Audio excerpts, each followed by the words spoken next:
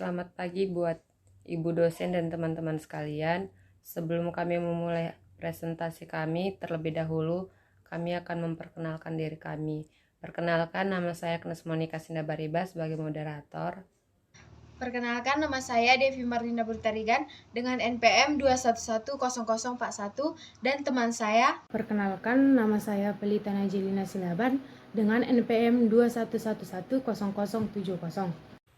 Perkenalkan, nama saya Waisi Sagala, NPM 2110075 dan teman saya.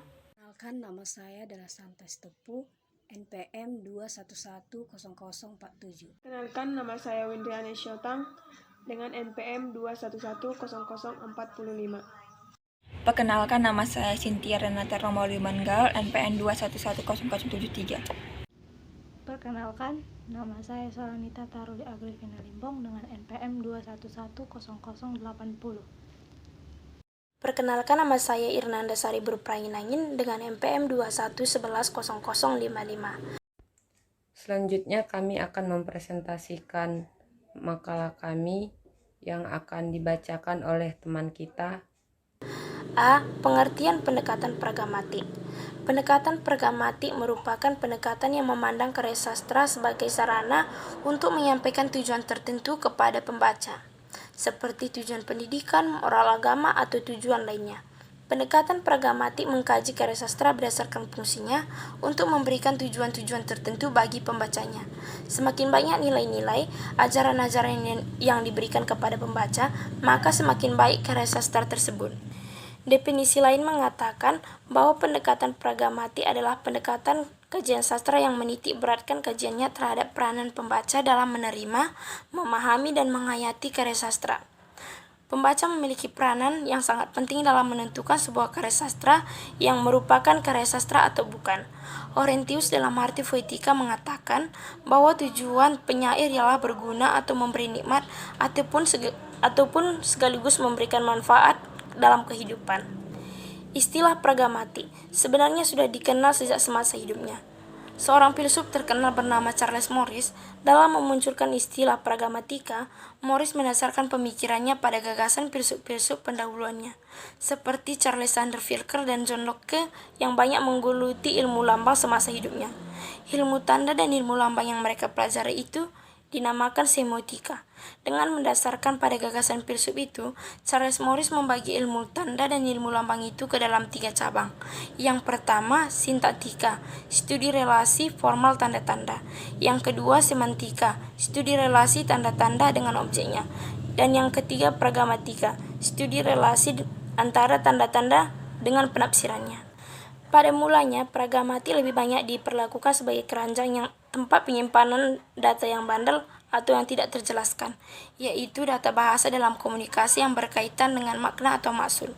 Hal ini karena generasi awal linguistik beranggapan bahwa makna atau maksud terlalu abstrak untuk diteliti. Namun secara bertahap telah timbul kesadaran tertentu di dunia linguistik, yaitu bahwa makna atau maksud dapat diteliti dan dipahami. Baik, akan saya lanjut. Tokoh-tokoh pragmatik yaitu seorang filsuf yang bernama Charles Morris memperkenalkan sebuah cabang ilmu yaitu pragmatik. Pragmatik adalah kajian tentang hubungan tanda dengan orang yang menginterpretasikan tanda itu. Batasan pengertian ilmu pragmatik ditemukan oleh para lainnya. 2. Yule misalnya menyebutkan 4 definisi pragmatik yaitu 1. Bidang yang mengkaji makna pembicaraan, 2. Bidang yang mengkaji makna menurut konteksnya, 3. Bidang yang melebihi kajian tentang makna yang diujarkan atau mengkaji makna yang dikomunikasikan ataupun terkomunikasikan oleh pembicara. 4. Bidang yang mengkaji bentuk ekspresi menurut jalan sosial yang membatasi persitipan yang terlibat dalam percakapan tertentu.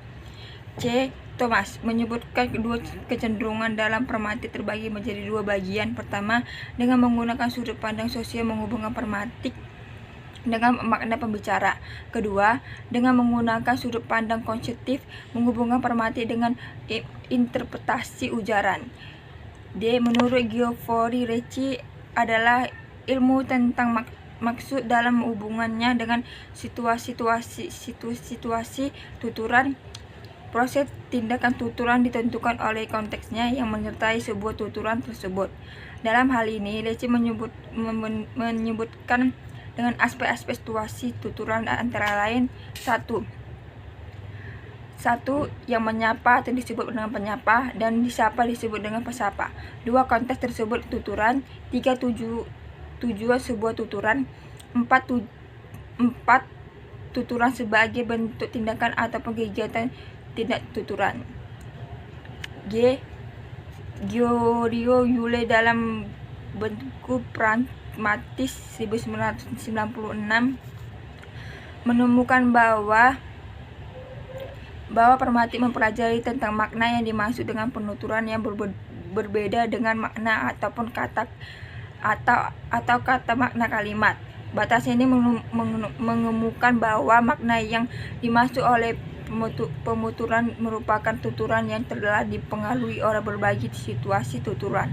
Hal ini berbeda dengan makna kata ataupun kalimat, karena makna kata ataupun kalimat merupakan makna yang sesuai dengan makna yang berdasarkan arti yang B. Metode pendekatan pragmatik. Penelitian resepsi pembaca terhadap karya sastra dapat menggunakan beberapa metode pendekatan, antara lain pendekatan yang bersifat eksperimental melalui karya sastra yang mementingkan karya sastra yang terikat pada masa tertentu ada pada golongan masyarakat tertentu. 1. Kepada pembaca, perorangan atau kelompok disajikan atau diminta pembaca karya sastra sejumlah pertanyaan dalam teks atau angket yang berisi tentang permintaan, tanggapan, kesan, dan penerimaan terhadap karya yang dibaca tersebut. Untuk diisi, jawaban-jawaban itu nanti ditabulasi dan dianalisis. 2. Kepada pembaca perorangan atau kelompok, diminta pembaca karya sastra, kemudian ia diminta untuk menginterpretasikan karya sastra tersebut. Interpretasi yang dibuat tersebut dianalisis secara kualitatif untuk melihat bagaimana penerimaan atau tanggapan terhadap karya sastra.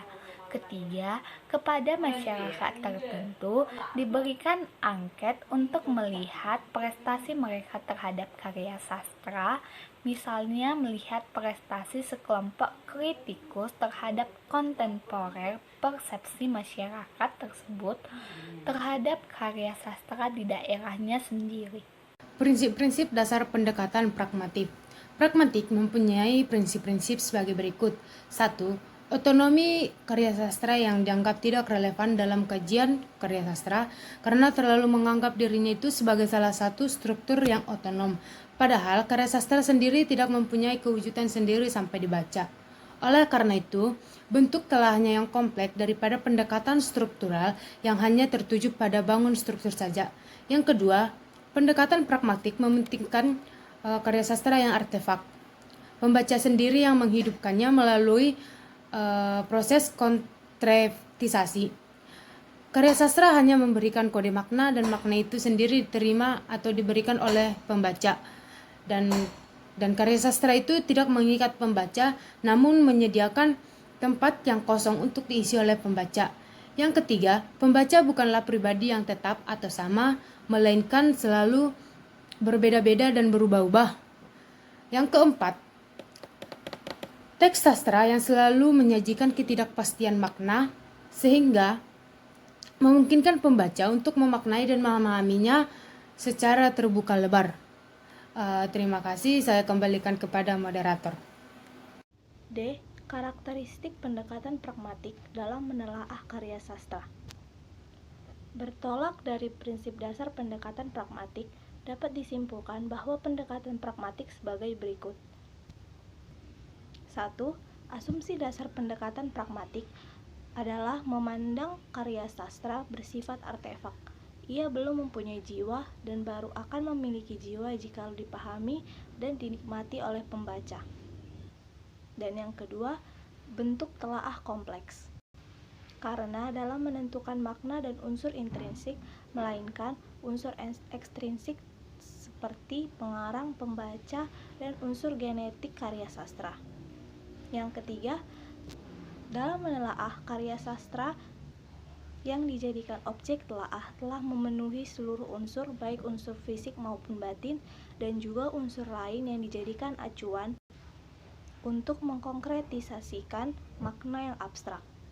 Yang keempat, proses telaah dimulai dari resepsi personal pembaca keseluruhan bagian dan mencari hubungan keseluruhan struktur bagian, kemudian menempatkan struktur keseluruhan ke dalam struktur bagian yang lebih besar.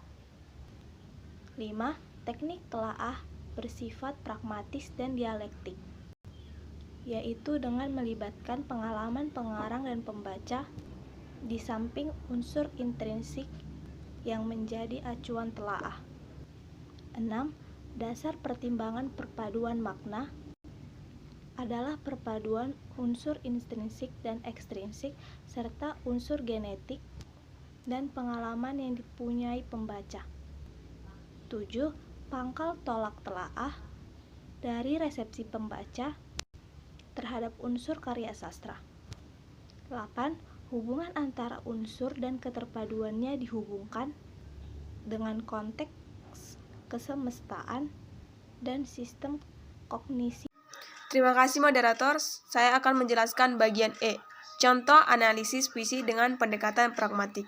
Di dalam materi kami ini, kami mengangkat puisi yang berjudul Sebuah Log Hitam karya Hartojo Andang Jaja yang dianalisis dengan menggunakan pendekatan pragmatik. Saya akan membacakan isi dari puisinya. Sebuah log hitam terlepas dari gerbong, sendiri melancar ke dalam. Ia menderam, ia melonglong. Ada log hitam melancar sendirian. Kami hanya melihatnya, bertanya keheranan. Kemanakah log berjalan? Adakah stasiun penghabisan? Jauh di depan, tak ada sinyal kelihatan. Jauh di depan, hanya malam terhampar di jalan. Demikian penjelasan dari saya kembalikan kepada moderator. Baiklah, saya akan menjelaskan nilai-nilai pragmatik dalam puisi yang berjudul Sebuah Log Hitam karya Hartojo. Sebuah log hitam terlepas dari gerbong, melancar, ia menderam, ia melonglong. Nah, puisi ini menggambarkan tentang seorang pemimpin yang lepas dari tanggung jawabnya sebagai pemimpin rakyat yang seharusnya menjaga dan melindungi rakyatnya. Tetapi pemimpin tersebut lebih memilih jalannya sendiri dalam mengatur negara tanpa memberikan kebebasan untuk masyarakat dalam menyampaikan aspirasi secara demokratis. Nah, melalui pendekatan pragmatik, kita dapat mendapat pesan bahwa kita harus berhati-hati dalam memilih pemimpin yang baik dan bijaksana, yang mampu memberikan kebebasan aspirasi kepada rakyat, karena aspirasi masyarakat adalah modal dalam mewujudkan negara yang baik. Berikutnya adalah ada log hitam melancar sendirian. Kami hanya melihatnya, bertanya keheranan. Kemanakah log berjalan? Adakah stasiun penghabisan? Nah, potongan puisi di atas menggambarkan seorang pemimpin yang memimpin negara berdasarkan prinsip pribadinya sendiri, sehingga rakyatnya heran sampai kapan pemimpin tersebut akan terus memimpin seperti itu. Sehingga dari nilai pragmatik potongan puisi tersebut adalah dapat kita simpulkan pesan dan manfaatnya, yaitu sebagai warga negara kita seharusnya memberikan contoh yang baik dan saling bekerja sama demi mencapai tujuan tertentu. Berikutnya adalah jauh di depan mata tak ada sinyal kelihatan. Jauh di depan mata hanya malam terhampar di jalan. Nah, potongan puisi tersebut diciptakan oleh Hartojo untuk memperkuat potongan sebelumnya, yaitu bahwa yang dilakukan pemimpin tersebut semakin lama semakin menghasilkan titik terang kesejahteraan, tetapi malah memberikan kehancuran ekonomi yang dihasilkan. Baik, hanya itu yang bisa saya jelaskan. Saya ucapkan terima kasih. Pragmatik yang diperoleh dari pemaknaan tersirat. Dilihat dari diksi dalam puisi tersebut, sebagian penggunaan kata atau gaya bahasa dalam puisi ini cukup sulit dipahami. Pemilihan kata lok hitam masih cukup sulit dipahami oleh pembaca puisi tersebut. Puisi di atas jika diberikan kepada beberapa pembaca, maka akan memperoleh pengertian yang berbeda. Lok hitam yang muncul pada pikiran pembaca akan berbeda dengan lok hitam yang ada di pikiran penyair. Ketika pembaca puisi tersebut memahami maknanya melalui pendekatan pragmatis, diharapkan pembaca mendapatkan manfaat dari pesan yang disampaikan oleh penyair dalam puisinya. Ditinjau dari segi citraan yang diperlihatkan pada puisi ini menggunakan citraan, perasaan, keheranan yang dituangkan penyairnya, dan pembaca ikut merasakan citraan perasaan ditujukan pada bait ada lok hitam melancar sendirian. Kami hanya melihatnya bertanya keheranan. Kemanakah lok berjalan? Adakah stasiun penghabisan? Citraan yang ditunjukkan dalam puisi lok hitam ini juga mempunyai citraan penglihatan. Ini dibuktikan pada puisi yang berbunyi, "Pan tak ada sinyal kelihatan, jauh di depan hanya malam terhampar di jalan." Dilihat dari sudut pandang pembaca sebagai pembaca puisi tersebut, puisi ini dapat mempunyai makna yang berbeda pada sebagian pembacanya, yaitu adalah seorang pembaca akan menyatakan bahwa puisi sebuah lok hitam tersebut secara formal terpengaruh kuat oleh bentuk formal pantun dan syair. Dengan demikian, tolak ukur formal ini hanya memandang dari susunan. Pemakaian sebuah karya sastra itulah sebuah karya atau berpendapat bahwa memahami dan menilai karya sastra harus beroleh dari konvensi bahasa, sastra, dan budaya. Hal ini jelas bahwa konvensi bahasa dan konvensi sastra merupakan aspek formal sebuah bangunan karya sastra yang menggunakan medium bahasa. Sementara itu, konvensi budaya merupakan latar sekaligus substansi pokok makna karya sastra. Sekian dan terima kasih. Saya serahkan kepada moderator. Baiklah, kami akan membuka sesi tanya jawab. Yang pada sesi pertama dan kedua kami memilih 3 orang penanya, dan pada sesi ketiga kami memilih 2 orang penanya.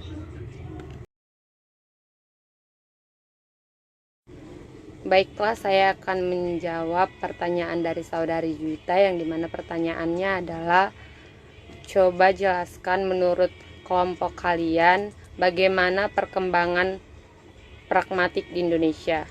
Baiklah, pertanyaan saudari Juwita tidaklah termasuk ke dalam materi kami, karena materi kami menjelaskan pendekatan pragmatik, bukan pragmatik. Karena pragmatik berbeda dengan pendekatan pragmatik.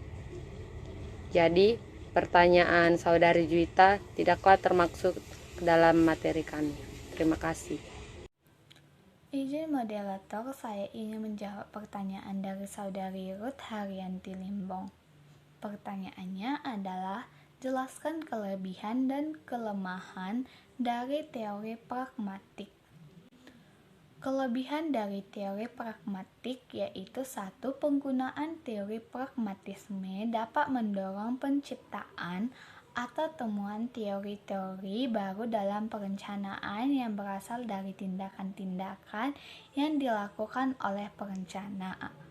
Sehingga dengan sendirinya teori terkait perencanaan akan berkembang. Kedua, teori pragmatis bersifat nyata dan langsung, berfokus kepada permasalahan yang ada, bukan berdasarkan teori atau ideologi yang dianut, sehingga dalam penerapan mempunyai kemungkinan yang besar untuk menyelesaikan persoalan.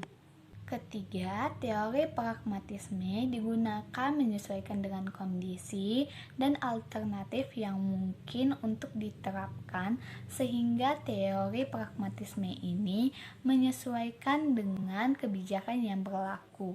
atau tidak melanggar kebijakan. Kelemahan dari teori pragmatis yaitu 1. Trial and error.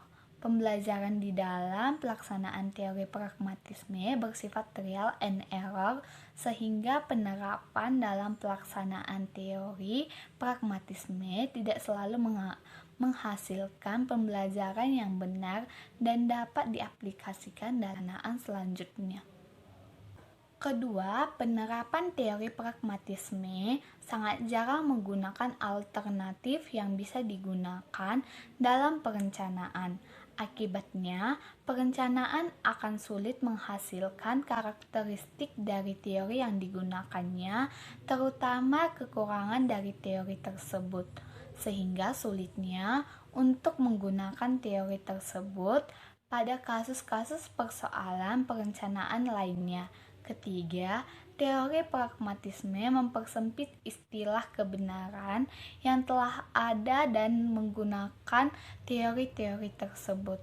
Sedangkan di satu sisi, banyak teori perencanaan yang telah diterapkan dan dapat diterapkan sesuai dengan kondisi permasalahan tertentu. Demikian penjelasan dari saya serahkan kepada moderator. Saya akan coba menjawab pertanyaan dari saudari Martina. Pertanyaannya, di dalam makalah kelompok 4 mengatakan pendekatan struktural hanya dapat menjelaskan lapis permukaan dari teks sastra yang hanya berbicara tentang struktur atau entelarasi unsur-unsur dalam karya sastra. Yang menjadi pertanyaannya, coba jelaskan struktur atau entelarasi unsur-unsur dalam karya sastra tersebut. Unsur-unsur karya sastra yang dimaksud yaitu ada dua, yaitu unsur intrinsik dan unsur ekstrinsik. Unsur intrinsik yaitu unsur dalam yang merupakan sebagai satu tema. Tema ini masuk dalam gagasan, ide ataupun pikiran sebagai dasar penulisan karya sastra tersebut. Yang kedua itu latar atau setting. Unsur ini merupakan suatu karya sastra yang menunjukkan di mana, bagaimana, dan kapan terjadinya peristiwa tersebut. Yang ketiga itu alur. Alur ini bagaimana jalan ceritanya terjadi peristiwa tersebut. Alur ada 3, yaitu alur maju, yang kedua alur mundur, yang ketiga alur campuran atau alur maju mundur. Yang keempat, tokoh atau penokohan. Ya, tokoh atau penokohan ini adalah individu atau rekan yang mengalami peristiwa itu sendiri. Yang kelima itu karakter atau perwatakan atau sifat-sifat dari si pelaku karya sastra peristiwa tersebut. Yang keenam itu konflik. Konflik ini adalah permasalahan yang terjadi di dalam peristiwa tersebut. Adanya konflik batin atau yang timbul dari si pelaku, atau konflik antar pelaku, atau masalah yang timbul dari tokoh-tokoh cerita. Yang ketujuh itu sudut pandang. Sudut pandang ini adalah ada 3, yaitu orang pertama itu pengarang yang berperan sebagai tokoh utama dalam cerita tersebut. Yang kedua itu pengarang yang terlibat di dalam cerita tapi tidak sebagai tokoh utama. Dan orang ketiga ini pengarang yang tidak sama sekali terlibat dalam cerita. Biasanya ini hanya menggunakan kata ganti aja. Yang ke-8 itu gaya bahasa. Cara khas yang mengungkapkan pikiran atau perasaan melalui bahasa dalam bentuk lisan ataupun tulisan. Yang ke-9 itu amanat. Yang ke-8 itu amanat, yaitu pesan yang ingin disampaikan pengarang kepada pembaca melalui cerita. Terima kasih moderator, saya akan menjawab pertanyaan dari saudara Fitri. Pertanyaannya, apa yang dimaksud dengan eksperimental dan berikan contoh dari metode eksperimental dalam pendekatan pragmatik. Jadi, yang dimaksud dengan eksperimental adalah suatu metode yang digunakan untuk meneliti atau menguji suatu objek, bagaimana hubungan sebab akibat antara objek tersebut.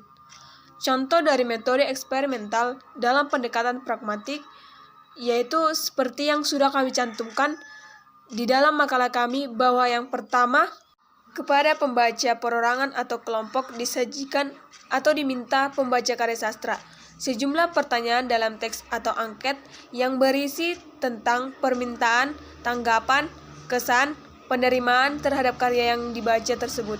Untuk diisi jawaban-jawaban, nanti ditabulasi dan dianalisis. Kedua, kepada pembaca perorangan atau kelompok diminta pembaca karya sastra. Kemudian, ia diminta untuk menginterpretasikan karya sastra tersebut. Interpretasi yang dibuat tersebut dianalisis secara kualitatif untuk melihat bagaimana penerimaan atau tanggapan terhadap karya sastra. Yang ketiga, kepada masyarakat tertentu diberikan angket untuk melihat prestasi mereka terhadap karya sastra. Misalnya, melihat prestasi sekelompok kritikus terhadap kontemporer, persepsi masyarakat tertentu terhadap karya sastra daerahnya sendiri. Sekian penjelasan dari saya. Saya harap Saudara Fitri dapat menerima dan memahaminya. Saya kembalikan kepada moderator. Di sini saya ingin menjawab pertanyaan dari Saudari Sarah, di mana pertanyaannya, pragmatik memiliki kedekatan hubungan dengan sintaksis dan semantik. Jelaskan hubungannya itu dan berikanlah contohnya. Di sini saya akan menjawabnya. Menurut kelompok kami, hubungan antara pragmatik dengan sintaksis ada 3 konsep. Yang pertama, semantisme, di mana kajian semantik merupakan kajian di atas pragmatik. Artinya, di dalam kajian semantik masih ada hubungan kajian diantaranya pragmatik. Yang kedua, pragmatisme. Pada hubungan ini, kajian pragmatik merupakan kajian yang terluas cakupannya hingga membawahi kajian semantik. Yang ketiga, komplementarisme.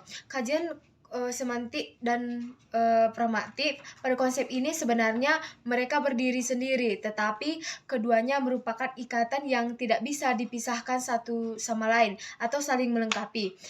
Hubungan antara pragmatik dengan sintaksis, seperti yang kita ketahui bahwa sintaksis merupakan kajian yang terbatas pada struktur saja, tanpa melampaui hingga bahasan makna maupun penggunaan bahasa tersebut. Contohnya, aku bertema sepi. Kalimat di atas apabila kita gunakan logika merupakan hal yang tidak masuk akal, tetapi di dalam kajian sintaksis hal tersebut sudah memenuhi konsep yang terdapat di dalamnya. Sekian jawaban dari kelompok kami. Terima kasih. Baik, saya akan menjawab pertanyaan dari Saudara Sonia Huta Barat. Pertanyaannya yaitu, coba jelaskan keunggulan pendekatan pragmatik dengan pendekatan lainnya.